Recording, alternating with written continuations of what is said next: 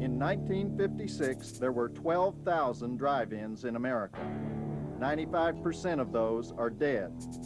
And yet there are native Indians, the Crankaway Indians of Texas, who believe there is a spirit that lives on in these decayed temples where Americans once worshiped. They call it Wiskavanaha, or the spirit of blood, breasts, and beasts, or the 3 Bs. What you are about to witness is a summoning of that spirit, a return to a part of the American heritage that has all but vanished. It's a heritage of drive-in movies, controversial movies, groundbreaking movies, the weird, the offbeat, the strange, and most of all, the sleazy. You are about to experience one of the sleaziest movies in the history of the world.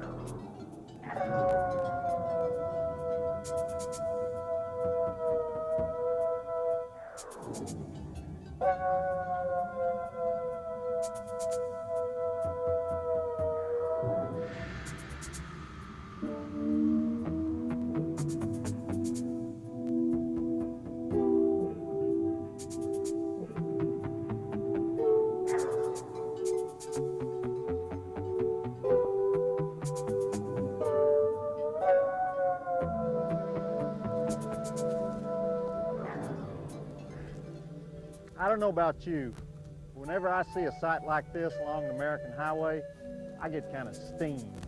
There's not even any place where you can watch the classic movies anymore. Movies like Please Don't Eat My Mother and Gas Pump Girls and Ilsa, She-Wolf of the SS. They made blood-sucking freaks today. Who knows if anybody'd even get a chance to see it? Not to mention the Texas Chainsaw Massacre. At least Saw is still the king after all these years. But I'm determined to do more than that. This series will bring you 1,000 of the sleaziest drive-in movies ever released. And this project at our current rate of release will be completed in the year 2116. Because that's how dedicated we are to the preservation of the drive-in movie. Kind of makes you sick, don't it? Howdy, welcome to my place. Glad you could be here. If you've been paying attention during this comprehensive series of videos we're putting on, the sleaziest movies in the history of the world, then you should know by now that starting in the 1950s, we had cuties, nudies, roughies, kinkies, and ghoulies. And if you hadn't been paying attention, then shame on you. I'll explain it one more time. Listen up, I do not want to have to say this again. All right, up until 1957, you couldn't show naked women on the screen. Then there was this Supreme Court decision that allowed it in certain conditions. And so the dedicated exploitation filmmakers of America ran right out and started making movies starring the only women at that time who would take their clothes off, strippers in burlesque clubs. These were called cutie movies. They were burlesque acts. They usually had a slapstick comic and 6 or 8 naked women wearing those shoes with the little puffballs on the top. You know those shoes like these? I hate these things. Next we had nudie movies. This was because the Supreme Court said you could put anything you wanted to on the screen if it was shot inside a nudist camp. So we had 3 solid years of people playing shuffleboard in their birthday suits.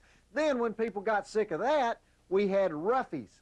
Now roughies, that was movies that had people, usually women, getting slapped around a lot and treated rough as they tried to make it in the cruel man's world. And then we had kinkies. Movies like Love Camp 7 about Nazi torturers. And then we had, I forgot to mention these, bikies. I forgot to mention those biker gang movies. But the most popular kind of drive-in movie in the 60s we had was the ghoulie.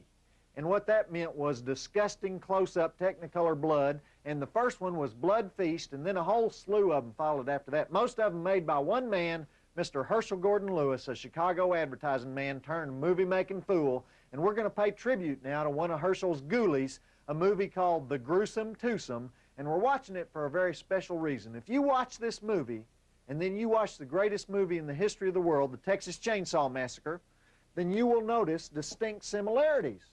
This is the first movie ever made about a maniac family instead of just one maniac acting alone. and it came out 6 years before the Texas Chainsaw Massacre, so you can't help but think that maybe Tobe Hooper and Kim Hinkle got some ideas from the Gruesome Twosome.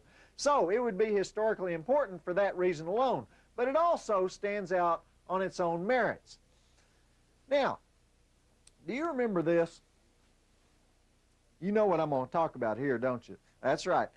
The electric carving knife scalping scene. This is the first movie to treat scalping in a serious manner, where Rodney takes the girl in the back room and he carves her up for Mama. In fact, this movie has 3 of the scenes that scored highest on the old vomit meter when we did a survey of the greatest gross-out scenes in history recently. There's the electric carving knife decapitation. We've got the butcher knife scalping, which seems to go on forever. And then we have the torso mutilation with machete. Obviously, in this movie, Herschel Gordon Lewis had finally reached the height of his powers. You know, they run that human hair wig shop is the reason they need these. And I didn't even mention the bobby pin through the eyeball. That's a good one, too. Now, the beginning of this movie is very, very weird. You'll see these 2 wigs. They're just talking to each other at the very beginning. And there's a good reason for that. When Herschel finished filming this movie, it was only about 65 minutes long, which is not long enough to be a real movie. So he had to do this thing on the front end of it, this little comedy sequence, and then he hired some extra actors and did a scene at a drive-in that has nothing to do with the rest of the movie. Because, as we all know, they don't call them exploitation movies for nothing. You know, that guy would do anything to get an audience to look at him. So here we go. Enter the world of Mama, her idiot son Rodney, and their pet stuffed bobcat Napoleon, as they try to make ends meet at a little human hair wig shop near the college. They are, of course, the Gruesome Twosome.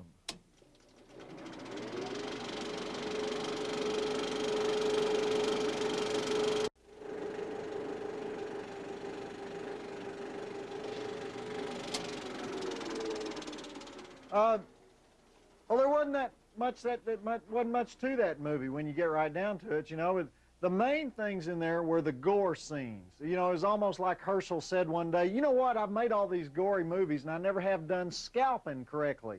And so he made the Gruesome Twosome, and then he hired some college girls to bounce around in those baby doll nightgowns in between the carving scenes. Now, after this movie, Herschel was getting a little tired of gore.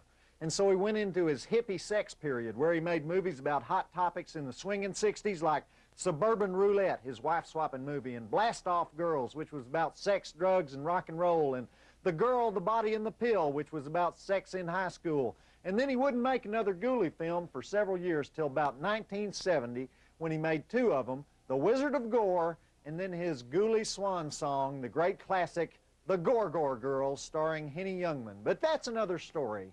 For now, I'm Joe Bob Briggs, reminding you that Rodney has laid down his carving knife, the falcon has molted, the fat man bowls alone, but the drive-in will never die.